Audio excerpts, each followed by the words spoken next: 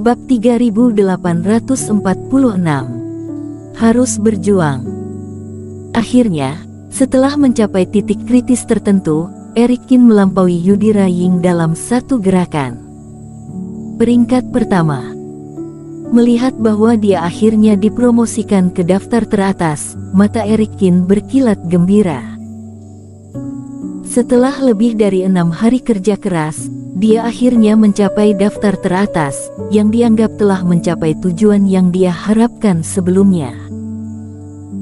Meski tidak banyak di depan, tapi Yudhira Ying sudah meninggalkan hutan pagi kabut, jadi secara teori tidak mungkin mengungguli dirinya sendiri lagi. Melihat lebih jauh ke bawah, Lela Yuan telah mengikutinya dan peringkatnya juga meningkat dan sekarang dia telah menekan Kelvin Peng sampai ke peringkat ke-6 dan dia selangkah lagi untuk mendapatkan kualifikasi hadiah Reiki. Di bawah Lela Yuan adalah Tracer Taoist.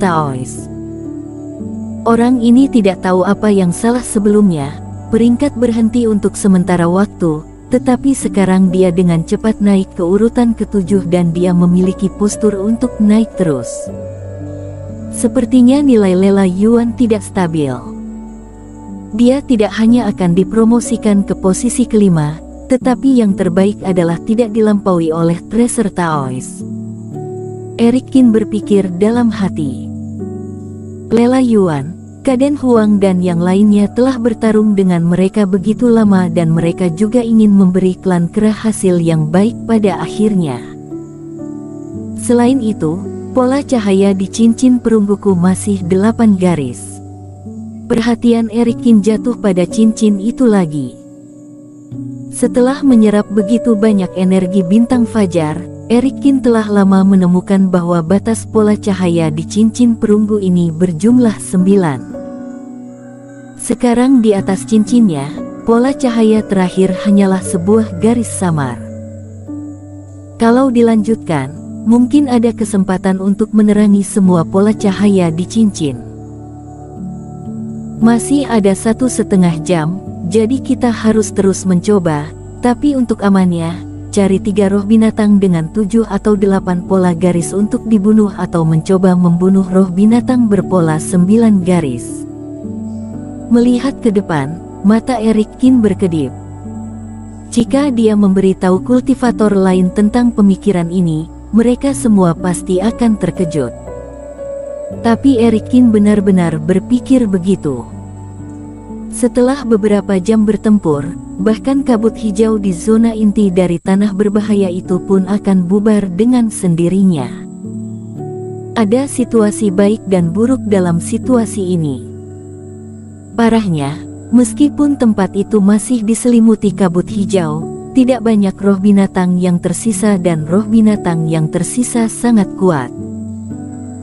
Tetapi keuntungannya adalah, dengan bertambahnya jarak di antara mereka, tidak ada lagi adegan di mana seorang kultivator hadir dan ratusan ribu roh binatang akan bangun dan menyerang dalam sekejap.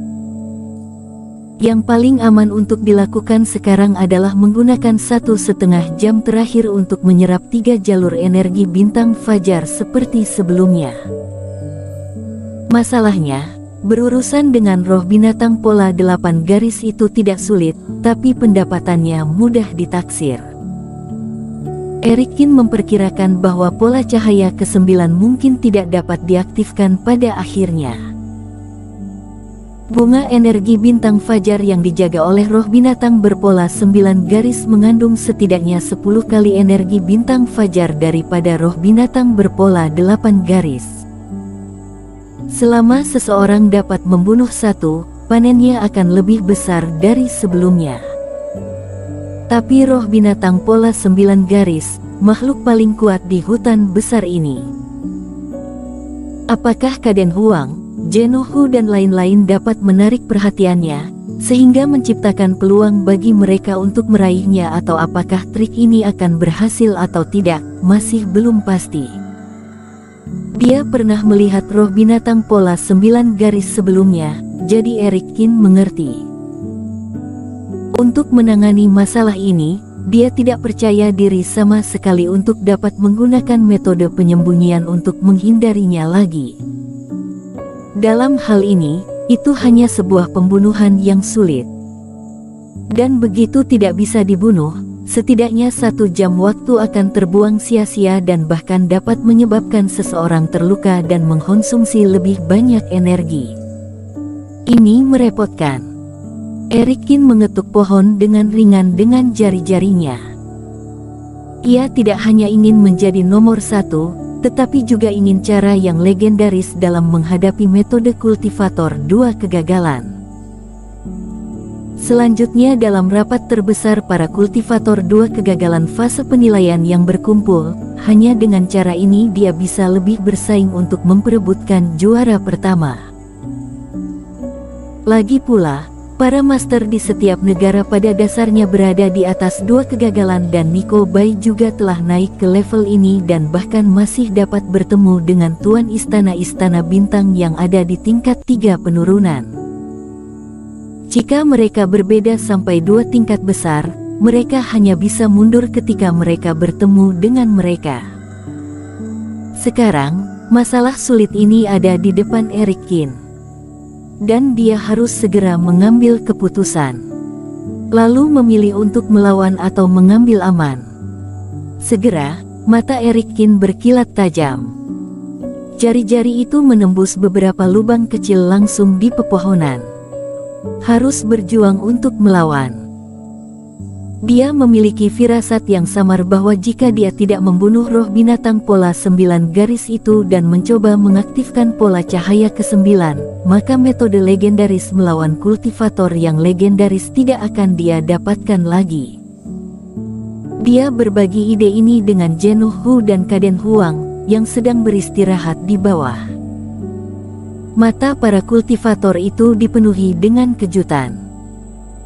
Di antara mereka yang hadir, seseorang juga mengaktifkan daftar, mengetahui bahwa Erikin telah menempati peringkat pertama, tetapi dia tidak menyangka bahwa Erikin akan memilih langkah yang berisiko.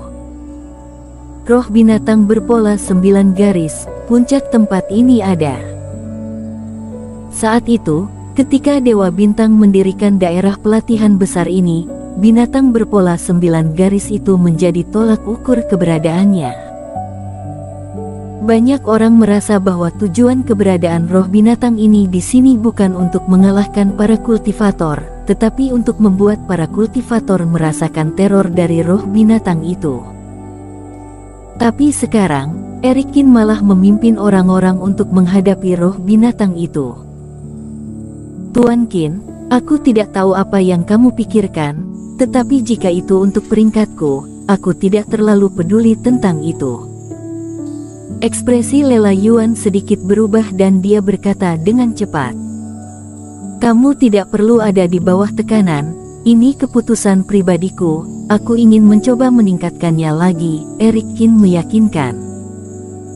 Apakah teman seiman Qin ingin mendapatkan 9 pola cahaya untuk mendapatkan hadiah legendaris? Zhenu Hu berpikir sejenak, lalu berkata dengan ekspresi aneh. Apakah kamu tahu banyak tentang hadiah dari pola cahaya itu?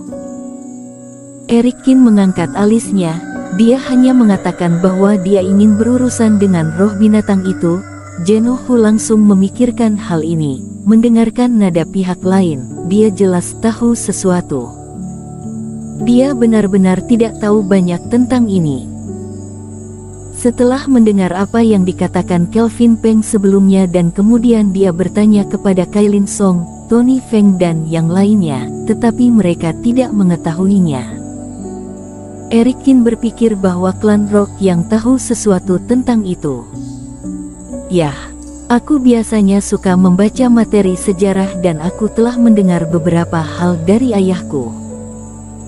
Zhenu Hu tidak menyembunyikan pikirannya, tetapi mengangguk. Tapi izinkan aku bertanya dulu, berapa banyak pola cahaya yang dimiliki oleh teman seiman Qin sekarang? 8. Erikin tidak ragu-ragu. Apakah sudah ada 8 garis cahaya? Sebenarnya, teman seiman Qin, jika kamu sudah membentuk 8 garis, kamu tidak perlu mengambil risiko. Pencapaian semacam ini sudah bisa memberikanmu banyak hadiah. Jenohu pertama-tama melirik dengan ekspresi terkejut dan kemudian membujuk. Maksudmu, apakah kejadian seperti ini pernah terjadi sebelumnya? Eric Kim berkata dengan hati tergerak. Itu benar, itu sebabnya aku membujuk teman seiman Qin untuk tidak mengambil risiko. Jenohu mengangguk dan kemudian menjelaskan. Rapat terbesar di daratan Jiushu diadakan setiap 2000 tahun sekali. Tidak terlalu lama, tapi tidak terlalu cepat juga. Bahkan sudah berkali-kali selama bertahun-tahun. Dan ada beberapa senior pejuang kebanggaan yang sangat sakti. Mereka mencoba menerangi semua pola cahaya di cincin saat ada di hutan pagi kabut. Apa hasilnya? Eric Kim bertanya. Bersambung.